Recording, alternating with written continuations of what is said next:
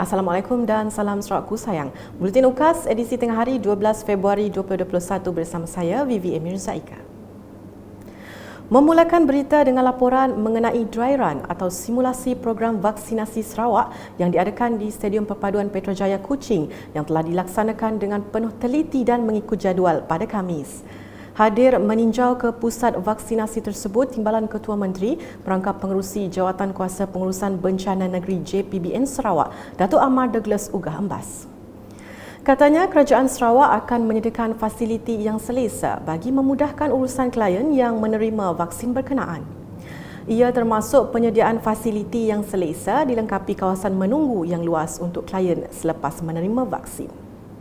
Simulasi yang diadakan pada petang Khamis itu lebih terarah kepada pergerakan klien serta pematuhan prosedur operasi standard SOP COVID-19 seperti yang ditetapkan kerajaan.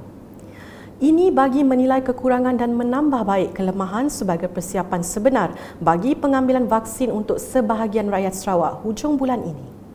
Seterusnya, Kementerian Kebajikan Kesejahteraan Komuniti Wanita Keluarga dan Pembangunan Kanak-kanak KWKPK merayu usahawan wanita di Sarawak untuk mendaftar dan mendapatkan lesen perniagaan. Menterinya Datuk Seri Fatimah Abdullah berkata permasalahan mengenai perniagaan belum dilesenkan masih banyak di negeri ini dan perkara tersebut menyukarkan kerajaan negeri menyalurkan bantuan kepada mereka.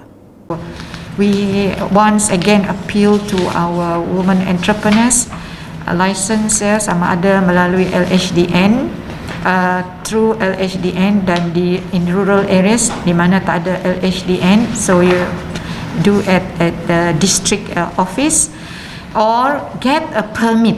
That is the simplest. Get a permit from the local council. Itu paling mudah sekali, ya, permit untuk berniaga.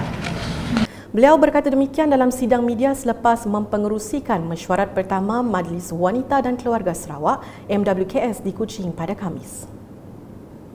Terdahulu, Datuk Seri Fatimah telah menyampaikan watikah pelantikan ahli MWKS bagi tahun 2021 hingga 2022 kepada 21 orang ahli baharu.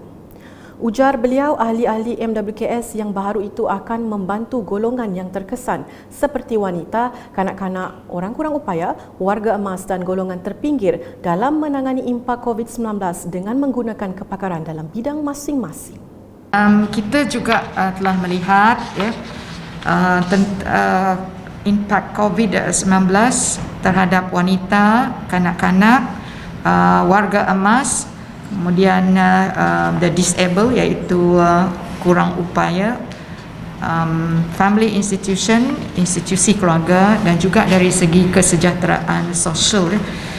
Dalam pada itu, beliau turut menjelaskan mengenai 7 bidang fokus bagi MWKS iaitu dalam undang-undang seperti menitikberatkan kesejahteraan wanita dan kanak-kanak, memperkasakan wanita melalui keusahawanan, pendidikan melalui norma, akses dan kualiti baharu, memperkasakan institusi keluarga, pembasmian kemiskinan dan juga kesukarelaan, age concern golongan berkeperluan khas dan kesihatan serta perpaduan dan solidariti dalam komuniti.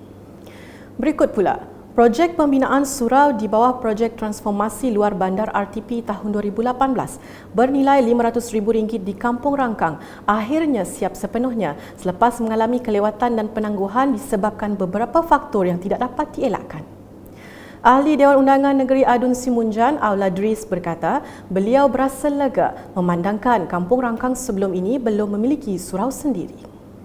Surau ini kita peruntukkan duitnya pada 2018 disebabkan banyak pertanyaan termasuk tanah, termasuk masalah COVID dan sebagainya, maka surau ini agak lambat siap. Tapi hari ini seperti yang saya katakan tadi, kita bersyukurlah ia telah pun dapat digunakan. Beliau berkata demikian semasa menyempurnakan majlis penyerahan siap bina Surau Darul Imam di Sadung Jaya baru-baru ini. Rata-rata penduduk Kampung Rangkang yang ditemui merasa gembira dengan siapnya surau tersebut. Jadi saya KK Haji Sekawi Kampung Rangkang mewakili penduduk Kampung Rangkang ingin merakamkan juta terima kasih kepada Wabi Ola dan Wabi Nancy kerana memberi peruntukan untuk membuat surau di Kampung Rangkang. Jadi lama dah kami tunggu dah, baru hari tu dah suruh kami tu terdiri megah indah. Suruh untuk memberi kemudahan dengan penduduk-penduduk kami di Kampung Rangkang tu dari segi nak beramal, nak mula aktiviti seperti belajar ilmu. Ialah kemudahan kami di kampung tu.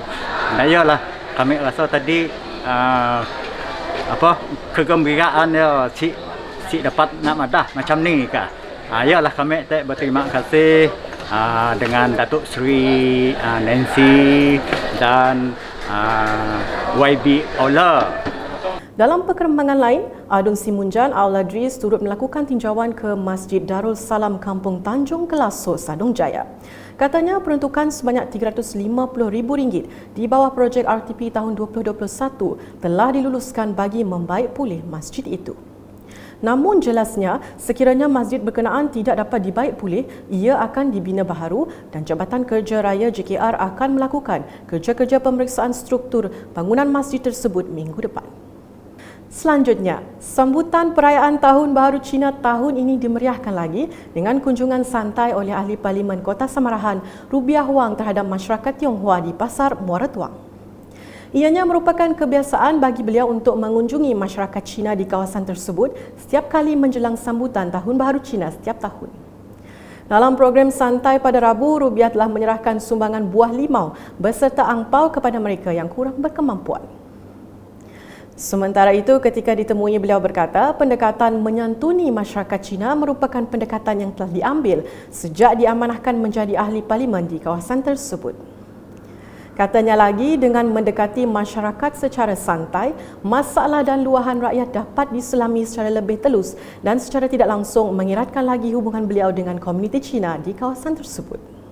Masih mengenai perayaan Tahun Baru Cina, beberapa orang awam ketika ditemui berpendapat kesihatan lebih diutamakan dan perayaan akan disambut secara sederhana bersama ahli keluarga terdekat sahaja dengan pematuhan SOP bagi mengelak penularan COVID-19. At the moment, I stay with my brother and sister-in-law and his younger daughter. So maybe my brother, as my nephew, he is working at the KL, and one of his daughter is Singapore. They are not coming back. So we only through the chat group to say Happy New Year to them. So maybe like this. Maybe, video call like this. So this coming Chinese New Year is very quiet because we don't have the family gathering. So all the time we have the family day. They all come back. So it's all right. They say, we hope that this one COVID-19 will slowly end up. So everybody can come out to the press and enjoy go out and shopping. Now you see, nobody working. Everybody is scared. So maybe we have to stay at home, stay free, keep obey the government say to us. Pun boleh rumah celebrate jugalah. Tapi jangan campur orang lah. For safety lah. Pun jangan campur banyak orang. Jangan banyak orang datang. Safety for safety. Saya sini kucing banyak kawan semua. Cina cakap tidak mau. This year lah. Tidak mau lah. Takut lah. Tu dia punya adik, saya punya semua tidak mau datang lah. Jangan lah. Takut mah. Bukan apa-apa mah dulu. Memang tidak sama loh. Sekian edisi Tengah Hari bersama saya Vivi Mirzaika dan kru penerbitan. Berita lebih lanjut boleh didapati di semua platform media sosial UKAS termasuk portal ukas.sarawak.gov.my dan pastikan anda subscribe UKAS Channel di YouTube. Saya mewakili seluruh warga kerja Unit Komunikasi Awam Sarawak mengucapkan Selamat Tahun Baru Cina 2021. Kongsi Fa Cai.